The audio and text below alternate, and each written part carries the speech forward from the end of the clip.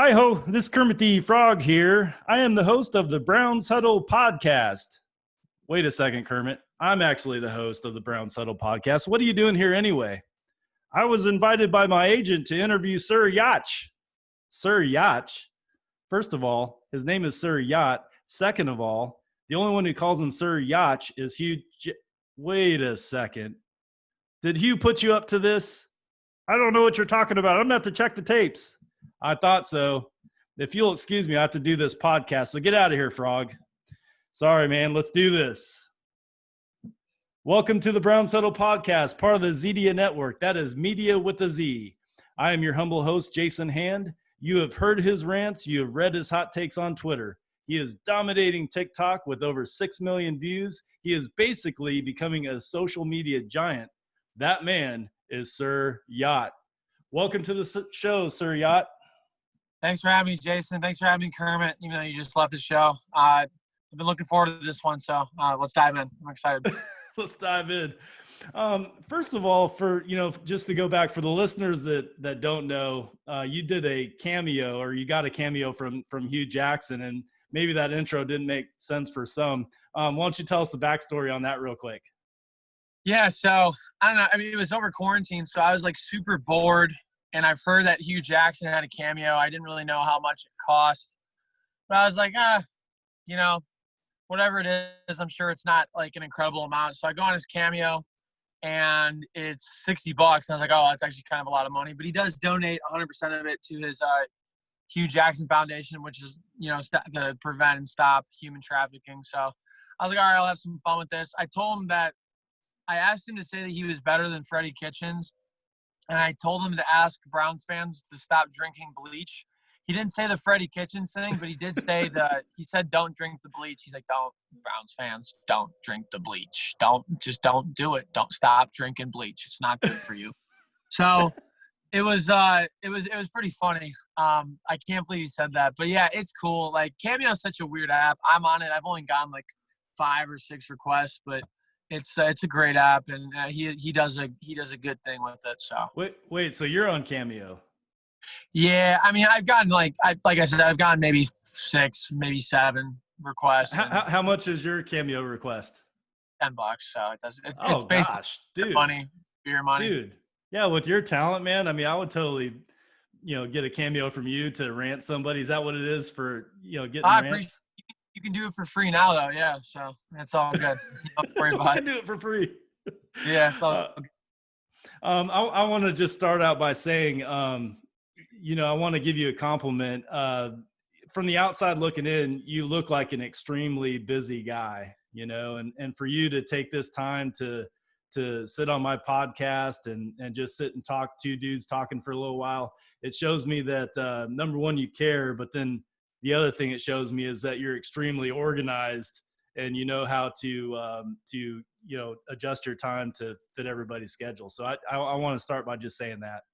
No, thank you. Yeah, it's I have to keep myself busy, otherwise I'll go insane. I'll think too much. I have a little bit of anxiety and stuff, and I'll just start overthinking everything. So my girlfriend's in medical school in Louisiana, and I haven't seen her in a couple months. So if I'm not busy, then I'm thinking about missing her and stuff like that. So I have no problem doing that. I appreciate it. I love being on podcasts. I love getting interviewed. I think it's the coolest thing ever. So until I'm really busy and I can't even sleep, then I'm going to keep doing these for a while. Absolutely. Do you have a planner or calendar that just, keeps your schedule and everything so you don't double book yourself? I just use my iPhone calendar, and then I put them in my notes as well. So I got them in a couple spots so I can reference them. But yeah, I stay pretty organized. My brain runs at like 100 miles an hour. And if I don't have reminders, if I don't have calendars, I have a good amount of ADHD. I will forget. So that's why I always tell people, hey, can you send me like an email calendar invite? And they're like, why? We just talked about it right now. I'm like, I know, but I will forget tomorrow if it is not in my calendar. So if you could send me that, that'd be great. So, yeah. I started putting my calendar on Apple Calendar, and dude, I would wake up at like 4:00 in the morning and think, man, am I forgetting something? What do I have today? And it was getting stressful, especially starting this podcast. Right. That my worst fear is that somebody will be waiting on a Zoom meeting and I just forget about it. Right. So, yeah. exactly. It definitely keeps your life easy. What I really like about those stuff too is like when you can download like the Brown schedule, Indian schedule, Cavs schedule, and then just go on your calendar and run until you don't want it to run for how many seasons you want. And it just keeps everything organized. That's as chaotic as I am on social media in the back end. I'm pretty organized. So Yeah. Well, cool, man. Well, I want to start talking about something that I didn't actually know until today. I've been seeing you on Twitter for a while, but one of the things that I saw is that you're on Spotify. You're a singer. yeah, I just had a meeting last night with a independent label out in New Jersey. I was there a couple weeks ago, and we're gonna probably release a single under them sometime in the fall.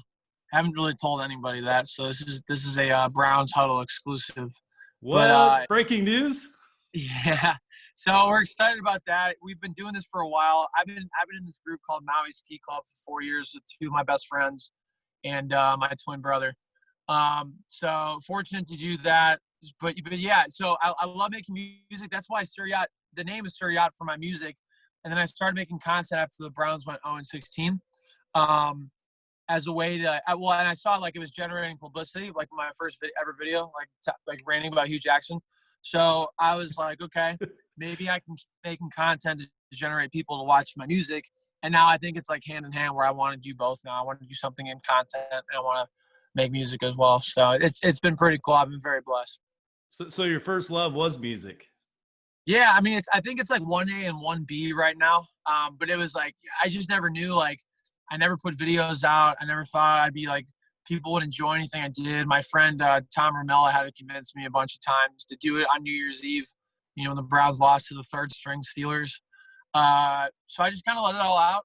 And then SportsCenter Snapchat picked it up, and Chris McNeil retweeted, so that really helped, and it just kind of vibe with some people. And that always helps. Yeah, and then that was the season, like that was the year LeBron was his last year in Cleveland, so I did a bunch of Cavs stuff, and that it just I was very fortunate with the timing of everything. And what's great about Brown's Twitter is that like the rants and things like that, people kind of resonate with because they're frustrated, and I think sometimes they see my stuff as like super relatable.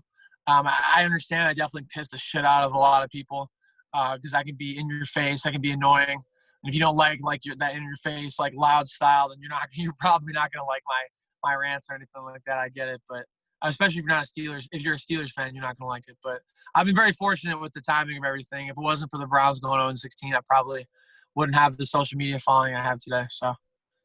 Yeah, I'm. We talked before the show a little bit, and I mentioned to you I'm an outside sales guy, so I listen to podcasts a lot throughout the day, and it could be kind of wearing on your mind a little bit. And today I popped in your Spotify music and just kind of played it, and dude, it got me in a good mood, man. You got some good music on there.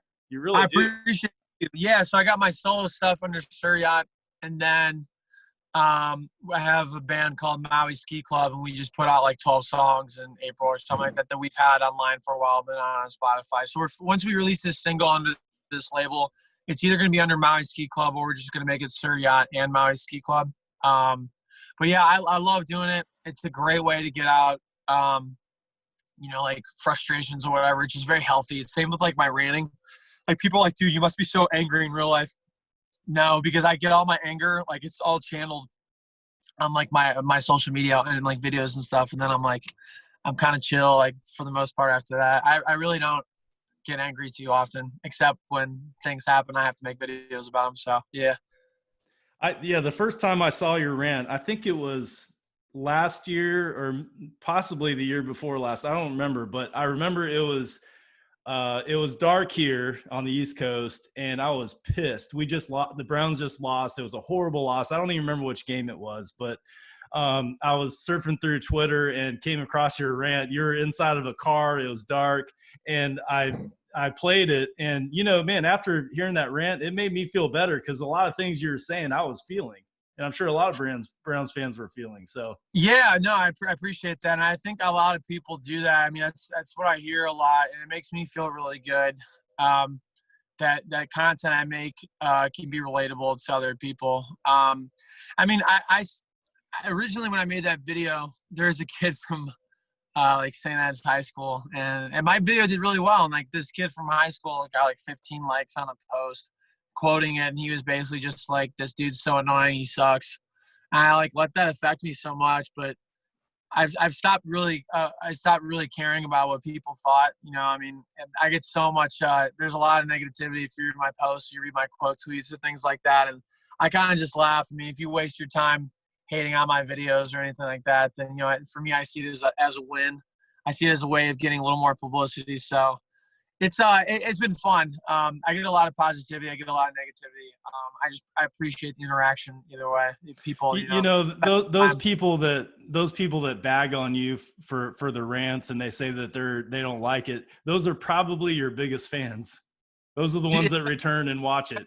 Yeah, keep your friends close and keep your enemies closer. There's a guy out in Las Vegas the other day that I haven't even interacted with my entire life. I think he's commented on a couple things, but it's kind of hard for me to keep up with that stuff. And he just like, I blocked Sir Yacht. He's an absolute phony. And I was like, I've never even met you before. Like, yeah, I mean, if you're going to judge my character based on what I put on social media, like a lot of it's satirical, like, and fine, you do you, man. But I don't even know who you are. I've never interacted with you in my entire life. So I don't really know what you're talking about. But it's funny. It's people kind of take social media a little too serious. I get into it and stuff and like vent some stuff and do some satirical things. But at the end of the day, it's just social media. If you don't like something, you can mute, you can block, you can close your computer, turn off your phone. Like that's just go enjoy life. Like just don't focus too much on like things that you find negative or whatever. Absolutely. I mean, anything that you do in life, anything that you're going for, goals that you have, people are going to hate on you, man. And they're going to try to hold you back, hold you down and say you're not good enough, but screw it. You know, I don't get too many negative comments because I'm not controversial on Twitter, but I can imagine. Yeah. Well, and again, like I have this like in your face thing, and I'm a lot of the times I'm like yelling and whatever. And a lot of people are like, dude, why are you yelling? Like, stop yelling. I'm like, why are you turn the volume down or something? Like what are you talking about? I mean, it's just kind of my style. And if you don't like it, I mean, you're allowed to like and dislike whatever you want. That's totally fine with me. I don't take any offense to it. If people are, it doesn't matter if people are liking or disliking. If they're viewing and consuming the content, then, that's all. The statistics don't care. They don't care if people like it or dislike it. They just care of how many people are consuming it, basically. So. Yeah, it is what it is. One of the last rants I saw, you were actually challenging Logan Paul to a wrestling match. What's the backstory on that? Yeah. A little bit of a backstory behind that. So it starts last November. Logan Paul is boxing a YouTuber named KSI last year, and it was very controversial. The final decision, KSI won. So Jake Paul puts out this video, his brother, saying that Logan and him like grew up and they didn't have very much. They had to work for like minimum wage and all this other stuff. Dude, like their parents were so wealthy. They're from Westlake. Like they did very well. And he was like, he said he always would get in street fights and things like that. So I was like, man, this guy's like acting like he's from like a rough area. He's from one of the nicest suburbs in Cleveland, one of the nicest suburbs in Ohio. Made a video about that, basically calling Jake out, and it like blew up. It blew up. And Jake ended up seeing it and direct messaged me and saying, funny video, I should have clarified. He also replied saying like, you know me, like basically blah, blah, blah, whatever. So it was fine. Like him and I were cool. They're like, it was like, there's a lot of publicity on it. Well, anyways, Jake was supposed to fight somebody, but nobody knew who it was. It was like in January, February, but at this time it was like November, December. It was like December. So in November, we started shooting like this boxing promo for me to box Jake Paul, like just as a joke. Like, I mean, if he accepted, then I was like, oh shit, here we go. But I was like, there's no way. Yeah, there's no way he responds. There's literally no way. And I was right. But Logan responded, and he goes, Jake's training with somebody right now, but I'm going to be back home from Christmas because he lives in Los Angeles. He's like, we can spar for a little bit and you can get your 10 seconds of fame while you can. So then a mutual friend sets us up, and I'm talking to Logan. I'm talking to this mutual friend. And It's like shit's in the fan. I'm like, oh my God. I'm like, It's I'm about on. to box this guy. I'm about to die. And he ended up backing out. I always tell people it's because he's a chicken. It's 100% because my social media following is nowhere near his. And he did say to me he would think like people would see him as a bully, which is true. I mean, he'd rock me. But yeah, he ended up like just like ghosting and things like that, and I kind of try and use it as like content here and there because I have all the screenshots and stuff of him messaging me, whatever. So Logan tweeted the other day, a couple days ago. Excuse me. He said, "I'll give an influencer $10,000 if they can beat me in a wrestling match." And Logan was a state championship wrestler at Westlake. He was incredible. I mean, he was so good at it. So that's why he's like, I mean, there's all these MMA people and boxers and like actual like wrestlers challenging him, but none of them are really influencers. So he's like kind of roasting those people, which is kind of funny. But I made a video about it because I was like, hey, you've ducked me before. Like you challenged me and completely ghosted me. I bet you're afraid to do it right now. So that's kind of the backstory behind it. There's no way he responds, but maybe Jake responds this time. I don't know. You never know, man. Are you in Funny shape? how Are you? It's funny how it works. Social media is just nuts. It's crazy how it connects people from all over the world and makes the world really small. So it's been funny. Would you be up for the challenge? I mean, are you ready in shape and all that? Yeah, I mean, so I played basketball in college. I boxed 4 times a week out of the gym in Westlake. Shout out to Title Boxing. But yeah, I would be in like some sort of shape, but I mean, he was a state championship wrestler. I mean, he's a freak. I'd put up a good fight. But yeah, I mean, I would have to really psych up for it, and it would be like a David versus Goliath kind of thing. But I mean, if things ever happen, you know, I wouldn't be saying this. I'd be hyping it up and be like, dude, I'll kick your ass. Like that's I mean, just imagine how many views you'd get, bro. I mean, that's what I'm saying. Yeah, it would be like, like, dude, even if you landed like someone's like, if you landed a punch on him, you'd be a hero here. I'm like, well, you can't really do that in wrestling, but maybe wrestling, but not wrestling. So. It would, yeah, is this like WWF style or? Yeah, there's no way. No, it's like high school, like college, Okay. state. Yeah, so, but we'll see. But there's no way it happens because I think he's already trying to wrestle some big like influencer who also like makes wrestling videos or something. So good for him, Yeah. I guess. Final question on rants. Do you freestyle or do you write them out and practice or what? How do you come up with them? Great question. So it depends.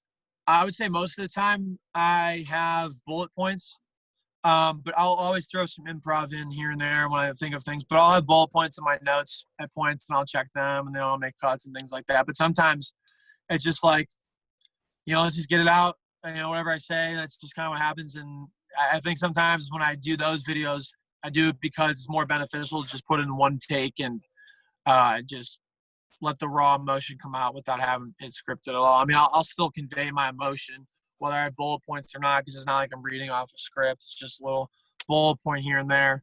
But yeah, so I would say most of the time it's I've got bullet points, but I'm improvising the entire video. Very good.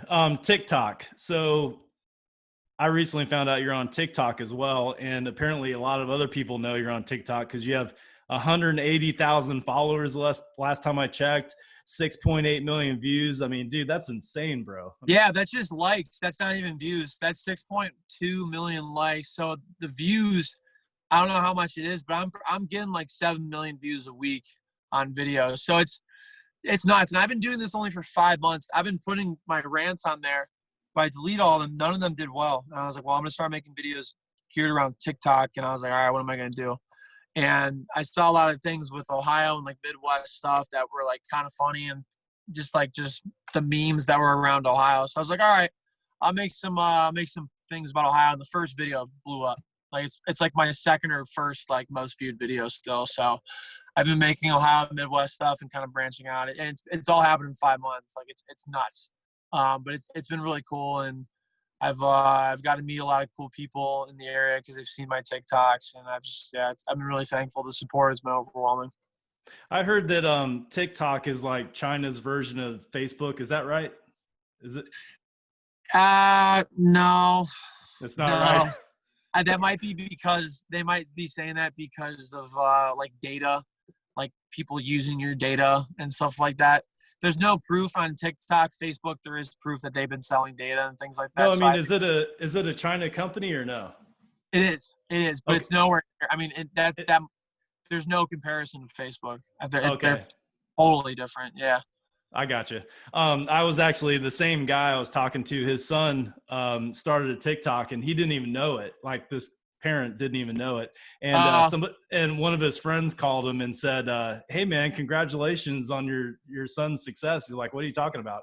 He goes, "Dude, he's like majorly popular on TikTok. He's got a couple million likes or whatever." And he didn't. The parent didn't even know it. The kid was making videos in his room, like after the parents went to sleep, and became a huge success, kind of like what you're doing on TikTok. It's amazing. yeah. What's really great about the app is that you can generate an audience from nothing, based on their algorithms, and they send it out to people in your area. They send it out to people that they think would view your stuff, and it's up to them to like it and interact with it, comment, share it. And if that happens, then it gets sent out to even more people. If it doesn't, then it kind of just stays there. But I mean, with Twitter, I had a couple big people like Chris McNeil retweet my first videos, and um, that helped me it kind of snowballed after that. I was really fortunate. But with TikTok, it was completely organic, just on my own, and it's all thanks to the algorithm and many people like that that one kid. Good for him. You can generate an audience from nothing, and that's why I think a lot of people love the app, because it gives everybody like an even playing field. That's amazing, man. I've got twin daughters that are 11, and I think as a parent, I need to watch what they're doing. Yeah, no, I mean it's funny. Yeah, like you got 12, 13-year-olds on there doing stuff, so it's Yeah. scary. It's scary as a parent. I'm not a parent, but as a parent, it would be scary. Hey, let me ask you this: have you ever done any stand-up comedy? No, I get that. I get asked that a lot, though. I feel like my rule for it would be like getting a tattoo. Like they say, it's like a 6-month rule. Like I would have to prepare for it and like really go at it for 6 months before I would go do a show. Because the stuff that I do, like skits and sketches and things like that, it's a lot different than being up on a stage and making people laugh. I think they're two different angles of comedy. And I'm not, personally, I don't think I'm too good at the stand up, but I would want to do it one day, I think, but I would have to do a lot of practice, a lot of prep, and a lot of open mic nights before I go to a comedy club and do something like that. I mean, those guys got balls, and they're funnier than heck. So I give them a lot of credit. That is not an easy thing to do. Were you a class clown like back in school? Oh yeah. Yep. 100%. No doubt. College too. College less, but I would always I'm always just like cracking jokes and super lighthearted and whatever. I mean, I know when to be serious and things like that, but I'm always, I hate seeing people down. I hate seeing, I mean, I don't try and interrupt things, but I hate seeing people down. I hate seeing, sadness. And, if I can try and make people happy or smile or something, that makes my day. And it's like the coolest thing ever. So, yeah, but I was a goofball. I'm always gonna be like that. I'm always gonna have the mental age of like 10 years old. That's just me. That's just me. Yeah. I mean, I think that people that don't like your rants or whatever you put on social media, they don't understand. It comes from a good place. I can tell that from you. Yeah. It comes from a good place. You're not trying to hurt anybody or, you know what I mean? No, and if I'm like, yeah, I agree. And if I'm going if I'm lethal, as people say, or like I'm like really like angry or heated about something, it's either at an organization that like isn't a person, so they're not going to feel any, there's no one to feel like they're getting roasted or whatever you want to call it, or it's a person that kind of deserves it and I know has a super thick skin. But I try and make it known. I mean, I do so much self-deprecating stuff as a Browns fan, rooting for the Browns or rooting for my teams. I'll put some stuff out here and there about other teams, about other players. But, again, if I'm making something about somebody that's like, not as known, or maybe they're not the celebrity and don't have the giant following that they do, I will always reach out to them and let them know that I made a video about them, like I'm satirical, or it's all just in good fun. And I try and get there. And only like 1 or 2 times do people not get it.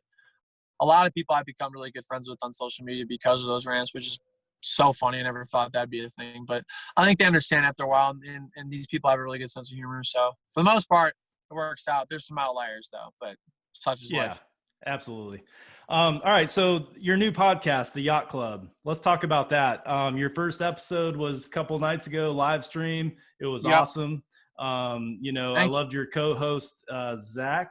Is it Zach? Yeah, Zach Dubs. Yeah, Zach Wright. His like TikTok, he has like 300K on TikTok. He's doing really well. He's Zach Dubs. Yeah. We were supposed to have Mac Wilson on. It didn't really work out because he had a team meeting that came up that night. So I'm going to interview him this weekend, I think. And then we're going to get him on. We're going to tape it on the next podcast. But, it's been fun. It's not going to be any as good as this one. But, I'm hoping that if, we're close to the Browns Huddle, then I think we're doing a good job. So you guys are tough. If you get close to this podcast, you've made it, buddy. I mean, you're just there. You make it anywhere, basically. Everybody strives to be the Browns Huddle podcast. No, this is a good one, though. This is a good one. So. Well, I appreciate that, man. Man, do I want to do this next segment? I went back and forth. Screw it, man. Let's do it. Before we get into some Browns talk, I want to do a little impersonations battle with you. An absolute butcher fest. Let's do it. Yeah, let's do it. Let's do it. Everybody loves my Kermit the Frog intro. I know. I'm sure when I play it back, it won't look nothing or sound nothing like him. But what we'll do is we'll go back and forth with an impersonation match. I'll do the first one and so on. So before you do your impersonation, just announce who you're doing. That way we know who it is. So. I'm doing Donald Trump, and then I might do Hugh Jackson, and then whatever you want me to do freestyle. Just to be warned, we did talk about this. Whatever you are freestyling for me to do, it's gonna be awful. It's gonna be terrible. But I'm really excited to butcher. I think it'll be a lot of fun. It'll be a lot of fun, and let's just do it. All right, my first one, Jack Nicholson. Everybody loves Jack. Yeah. This is Jack Nicholson. As a Lakers fan, I would like to thank you Cavs fans for LeBron James. Oh, that sounded like John Gruden a little bit. I was going to say I tell you what, man, this sounded a lot like John Gruden, man. That was pretty funny. All right, you go. I tell you what, that was a total disaster of an impression. Low energy, total loser in the room right now. Unlikable, total phony, total schmuck. And people are saying probably one of the worst impressions in American history. You should be thrown to Guantanamo Bay. And it was a total failure in a big way. But we are doing so well. And the Cleveland Browns are doing incredibly well. People are saying that we're doing a great job. And we're going to win bigly. And there's going to be an incredible amount of Oh, that was Donald Trump, right? Yeah, that was Donald Trump. All right. Get to the chopper. There you go. Arnold Schwarzenegger. Get to the chopper now. Get to the chopper. There you go, man. Yeah. That was even better than mine. Yeah, this will be Hugh. Yeah, I'm gonna have to watch a tape on that one, and everybody kind of understand that. Our guys get it. You look at the locker room, and we get it, we know it, and we're just excited about the next game. So I can't really comment on our 62-0 blowout to the third string Steelers tonight, but I'm gonna have to watch a tape on that one before I comment. His voice is a little raspy. I mean, I don't really know anybody that really does a Hugh Jackson impersonation, even now, because he's kind of laying low right now. But yeah, I don't know. That was awesome.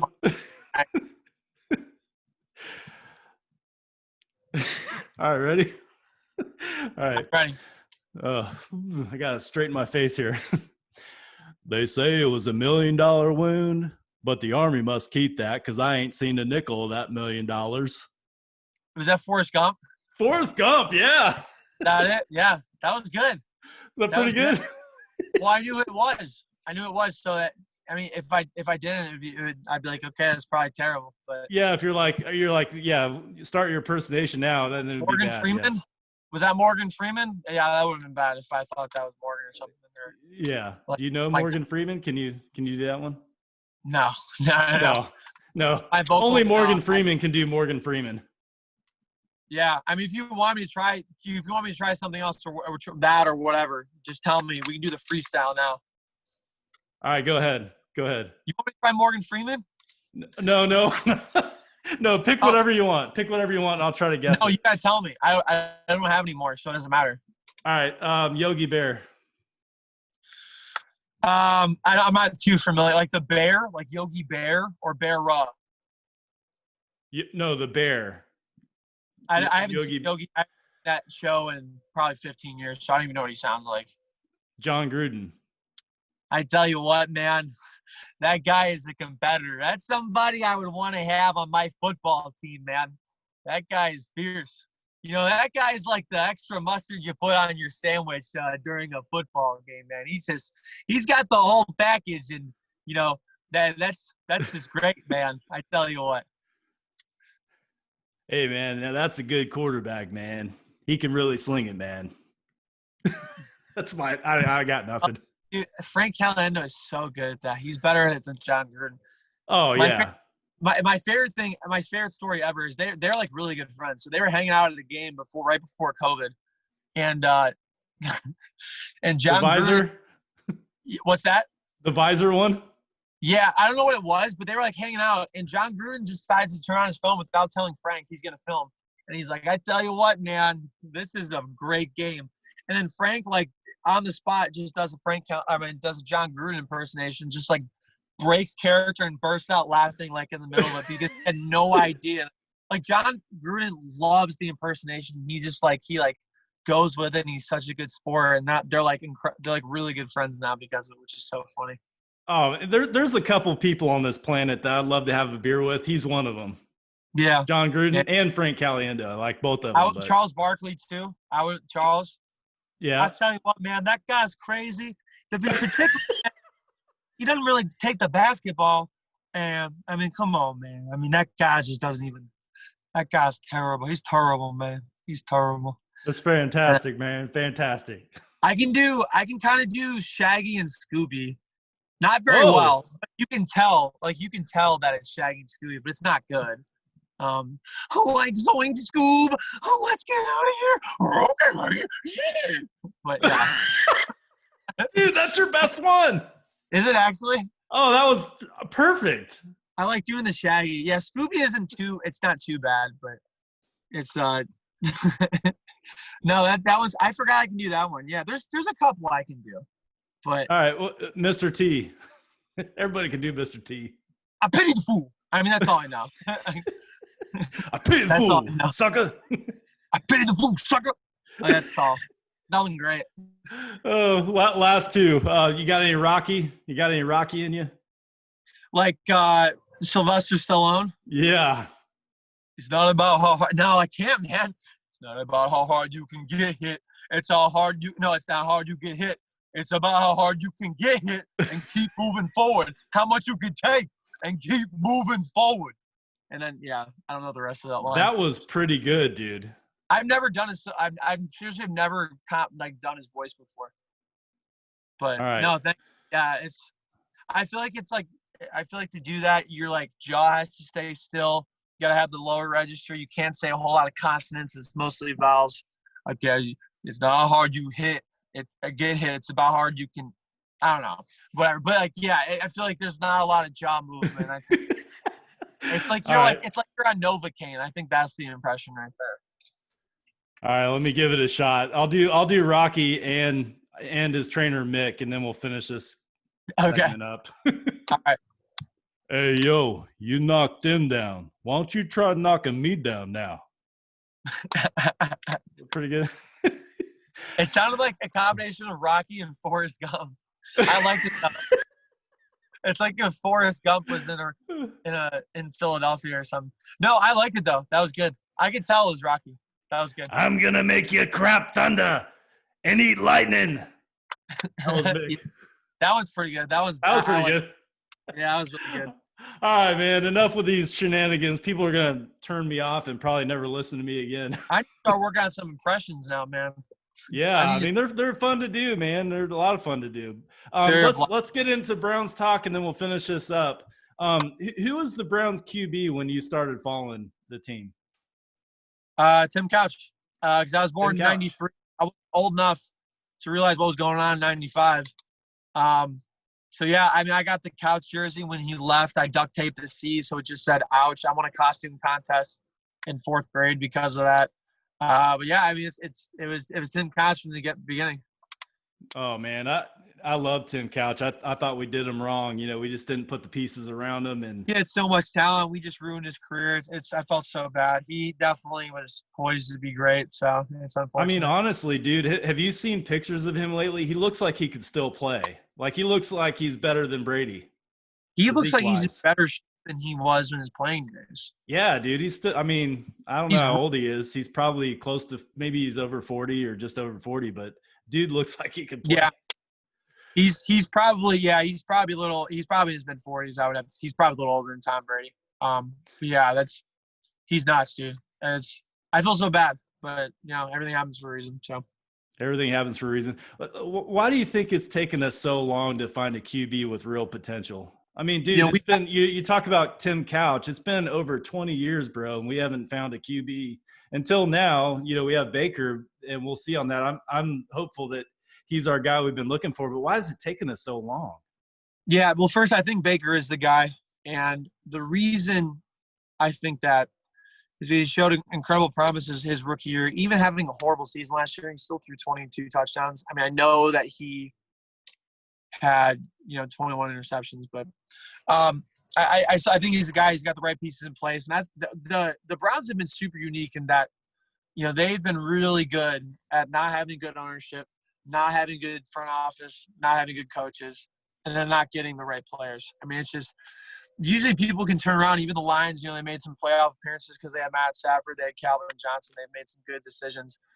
But the thing is, like with the Browns, they've had good pieces. They've had people succeed in other places, but when you don't have a good front office to execute, and you don't have a good coach that utilizes their skill sets to their fullest, it doesn't matter how good you are. I mean, the Browns had Super Bowl expectations last year, and deservedly so. They should have made it at least to the AFC Championship game, in my opinion.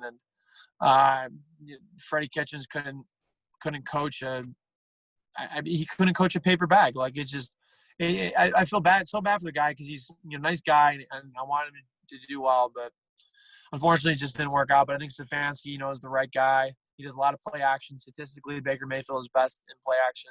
He made Kirk Cousins look like Aaron Rodgers. I always say that. So, I mean, I've been telling people I'm saying 11-4. I'm 11-5, 12-4 this year. I mean, it's they're either going to win the division or be right behind Baltimore. I mean, there's no way they lay an egg this year. There's no way. That's a good prediction. I'm at 10-6, and after last year, I haven't voiced that too many times. Right. But to back to you had mentioned ownership.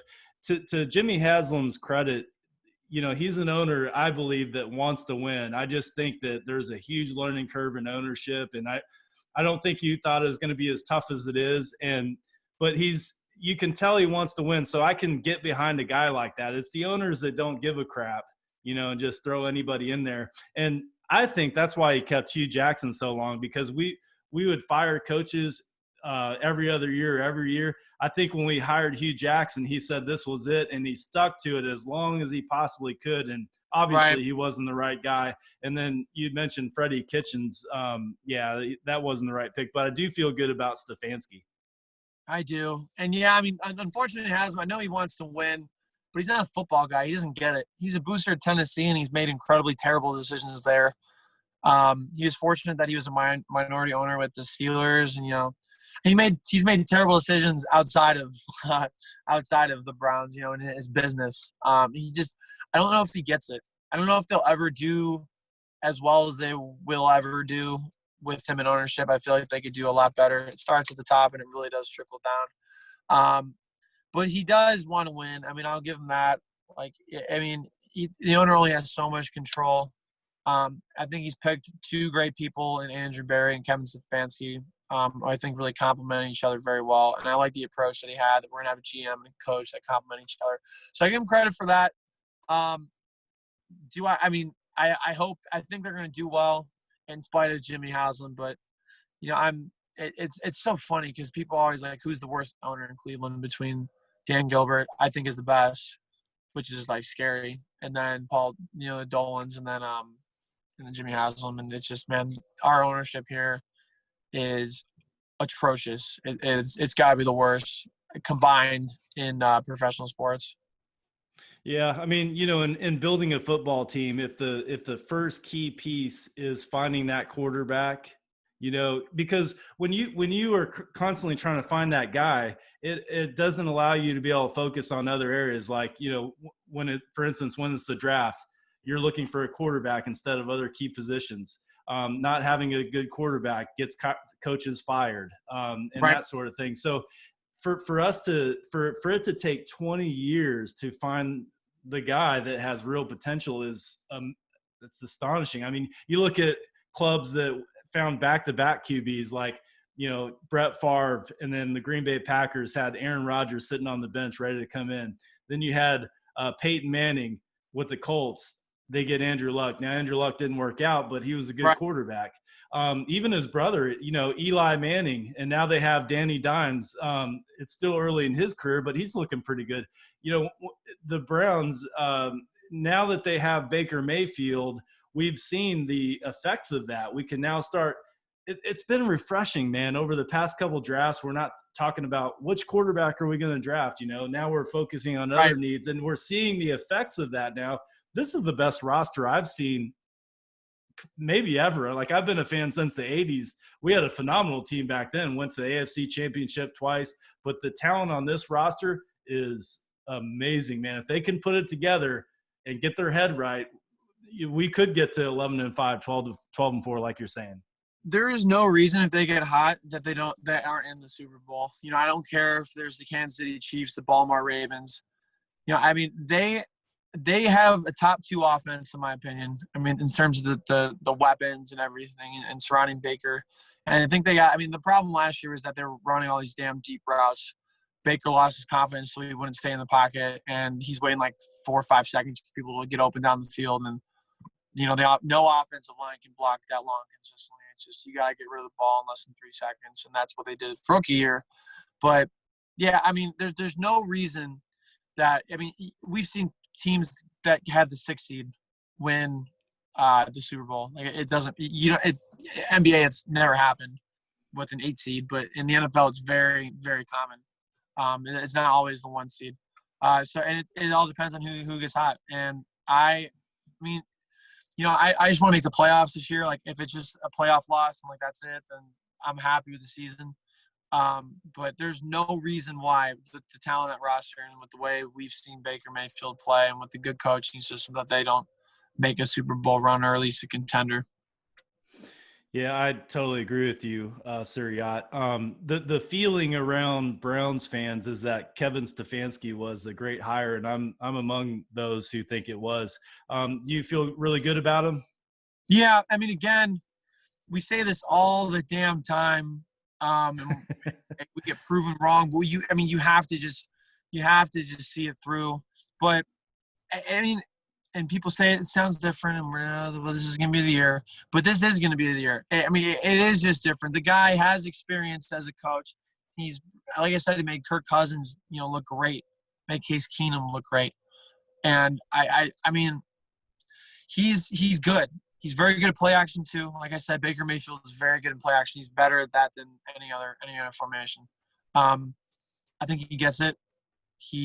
Everything in his interviews, everything that he's done, he wants to make an offense that's tailored to everybody's skill set. He's saying the right things. He's winning all the press conferences. We've seen him to do it on the field. But there's no reason why he shouldn't be able to. I mean, you can give this – 90% of people could win with this team. Freddie Kitchens, terrible coach, won 6 games last year with this team. And there's no way that we shouldn't have even won that many games, in my opinion. The coaching was so bad. We were just so lucky we had talent. Yeah, it was pretty bad. I'm with you. I'm excited about Stefanski. I'm excited about our coordinators, Alex Van Pelt and Joe Woods.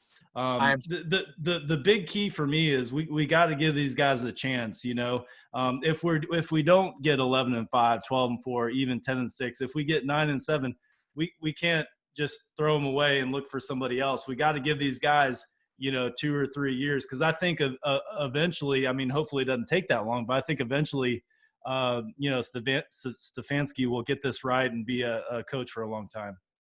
I agree 100%. And he's got all the resources now for him to succeed as a first-year coach. So I like that they went with a younger guy. I like they went with a younger GM.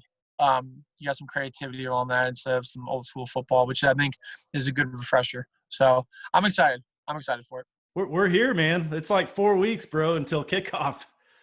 This is nuts, dude. I didn't even I can't even until you said that, it hasn't really hit me. It hasn't really even hit me now. 4 weeks, man. Four weekends we're there.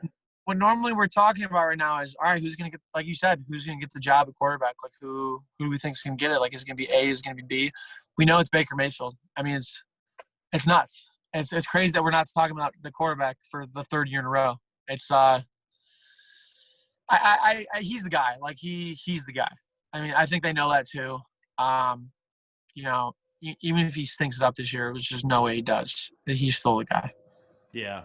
And I think I'm one of the guys that think, man, we're going to get through 16 games. I think NFL is going to figure it out. It's going to be a crazy year. There's going to be a bunch of storylines. There's going to be guys that get COVID that, the Indians pitchers, they make the wrong decision. They go out and then bring it, there's going to be that. But I think that the NFL is smart enough, and they're learning from these other leagues. They're going to figure this out, and I believe we'll get through 16 games. I could be wrong, but. And in college, you can't – it's really hard to do that bubble because, these people are going to take classes. I mean, they could be all virtual, but it's much harder to, quarantine 100 kids on a campus of 20, 30, 40,000 people, whereas you have a 53-man roster in a city, not on a campus. You are able to quarantine them. Baseball hasn't been – I mean, there's been a bunch of teams that have had trouble because people have not followed the rules. But for the most part, it's been good. The NBA has been really good because they got their bubble in Orlando. So if the NFL puts something together like that, like you said, people are going to get COVID. It's just the way it is. But, I mean, there's no reason why they shouldn't have a full season. Yeah.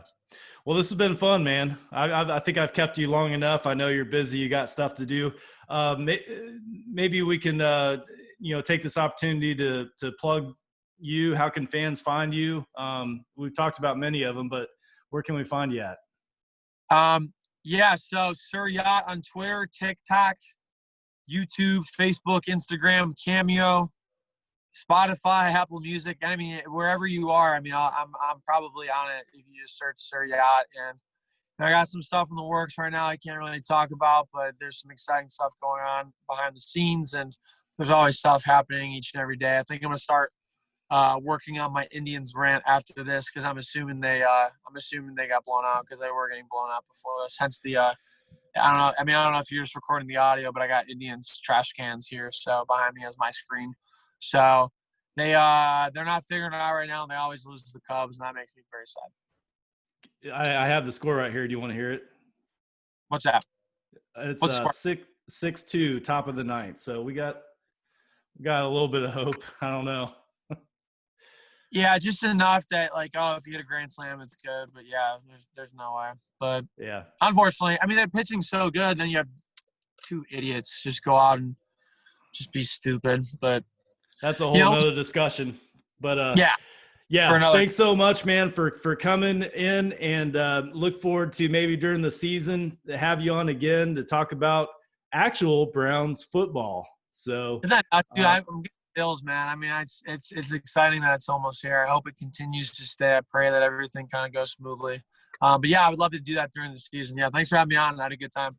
Absolutely. I'll be in Cleveland week 3 against the Redskins. I'm going. I already got my tickets and everything.